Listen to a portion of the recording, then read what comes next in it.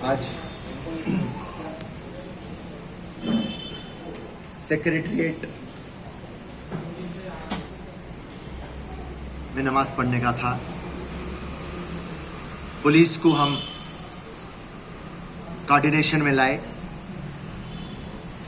और ये रिक्वेस्ट करे थे कि पीसफुल तरीके से हम जाकर एक 15 से 20 जने नमाज पढ़ेंगे। आप मेहरबानी करके हमारे को अलाउ करो। 12:30 बजे तक आज पुलिस कॉपरेट कर रही थी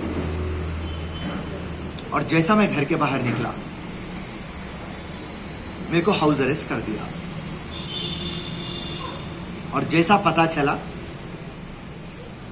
हमारे सलीम भाई को, जिसकी तबीयत नासाज है, और मेरे छोटे भाई राशिद खान को, वो इमीडिएटली सेक्रेटरिएट पहुंच गए और वहां पे उनको अरेस्ट किया गया। सैफाबाद पुलिस स्टेशन को भिजाया गया और मैं इमीडिएटली कमिश्नर ऑफ पुलिस से बात करा। बोला साहब, डेमोक्रेसी में, जमहूरियत में प्रोटेस्ट करने का हक है हर एक नागरिक को, और यहां पे एक वक्फ प्रॉपर्टी है। जरा मेरे को आप समझाइए वक्फ का मतलब क्या है। बोला वक्फ का मतलब है वर्शिप, वक्फ का मतलब है इबादत, और 6 महीने से वहां पर इबादत नहीं हुई। जुलाई 7 और 8 के आसपास मस्जिद शहीद हुई और आज जून 8 है, 6 महीने हो चुके। आप आज मेरे को आप रोक लिए, आज मेरे को आप हाउस अरेस्ट कर लिए। आप नेक्स्ट फ्राइडे मेरे को रोक सकते, एक टाइम रोक सकते आप फिरोज खान को, बार बार रोक नहीं सकते। और रही बात, जिस दिन से मस्जिद शहीद हुई उस दिन से मैं केसेस डाल रहा हूं लीगल तरीके से। मैं सैफाबाद पुलिस स्टेशन गया, मस्जिद शहीद हुई, कोई ना कोई जिम्मेदार होना। चीटिंग हुई, कॉन्स्पिरेसी हुई, chief secretary, principal secretary GAD, roads and buildings department, revenue department, municipal department, minority department, Waqf board या कॉन्ट्रैक्टर, इनके ऊपर मैं क्रिमिनल केस फाइल करा और immediately simultaneously Abids police station में जाके वक्फ बोर्ड के ऊपर केसेस फाइल करा कि वक्फ बोर्ड के चेयरमैन सलीम से ले लेके जितने भी डायरेक्टर्स हैं उनके ऊपर, तमाम के ऊपर आप चीटिंग का केस डालिए, कॉन्स्पिरेसी का केस डालिए। तेलंगाना गवर्नमेंट और वक्फ बोर्ड मिलके ये मस्जिद को शहीद कर दी। वक्फ बोर्ड का मतलब क्या है? कस्टोडियन, निगरानी करना मस्जिदों का काम है।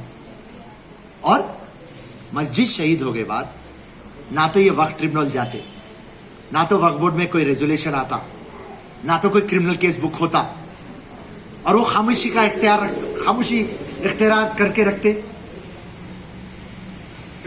इसके ऊपर मैं एबिट्स पुलिस स्टेशन में क्रिमिनल केस डाला। उसके बाद क्या करे, चाहे एबिट्स पुलिस स्टेशन रहो, सैफाबाद रहो, एक भिजाए कि केस क्लोज, क्योंकि कॉग्निजेबल नहीं है केस, दोनों केस कॉग्निजेबल नहीं है।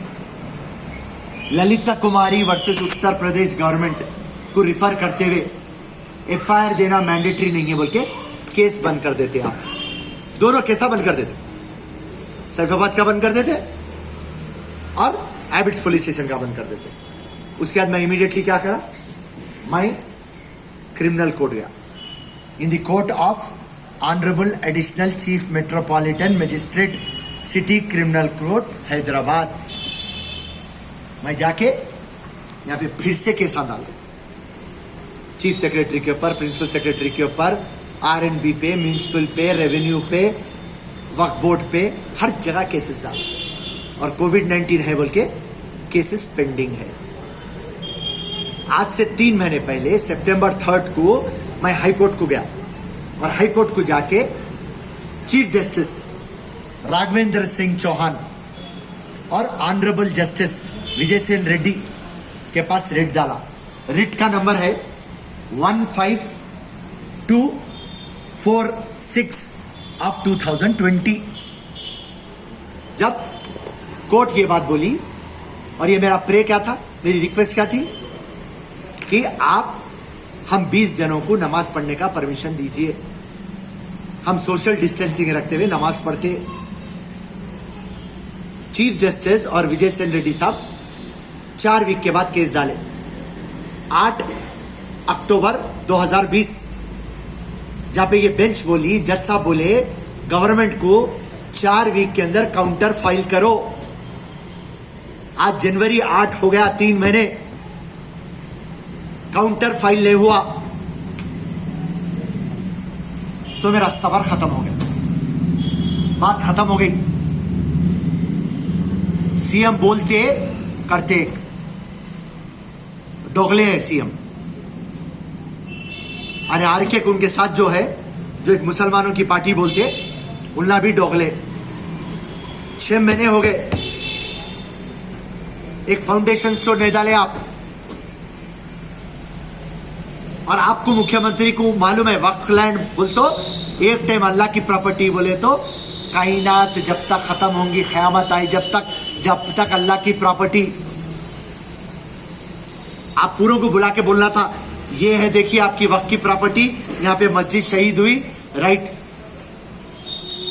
और गलती तो कोई मान रहा नहीं, ना गवर्नमेंट ना वक्फ बोर्ड, माफी तो कोई चाह रहा नहीं। अगर से वाकई में सीएम साहब केसीआर साहब मुसलमान के हमदर्द होते तो रिटर्न लिख के देते थे, गलती हुई। अरे साहब 10 जुलाई को सीएम का स्टेटमेंट रहता, ऊपर से डरबीस बोल तो पत्थर गिरा और मस्जिद डैमेज हुई। अरे भाई जब मस्जिद डैमेज हुई तो आप उसको रिपेयर कर दे सकते थे। 4 या 5 दिन के बाद हाई कोर्ट में एडवोकेट जनरल प्रसाद आके ये बात बोलता मस्जिद डेमोलिश हो गई।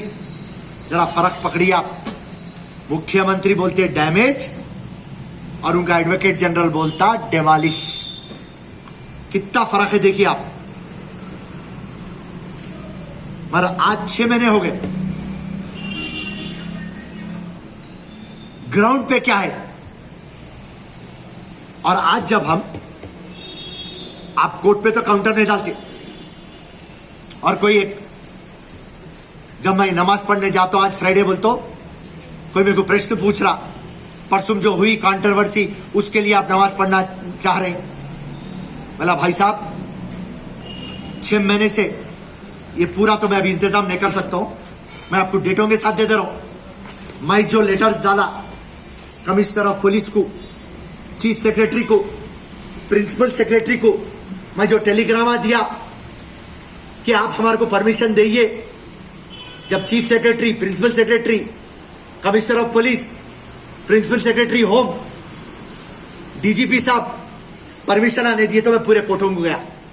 कोर्टों में हर एक डिपार्टमेंट को मैं पार्टी बनाया। कहां से मिल रहा मेरे को इंसाफ? 6 महीने से चीख ले रहा हूं और आप बोलते कुछ कंट्रोवर्सी खत्म करने के लिए मैं ये जुम्मे का ड्रामा कर रहा हूं। तो रही बात, कमिश्नर ऑफ पुलिस को मैं बोल चुका हूं,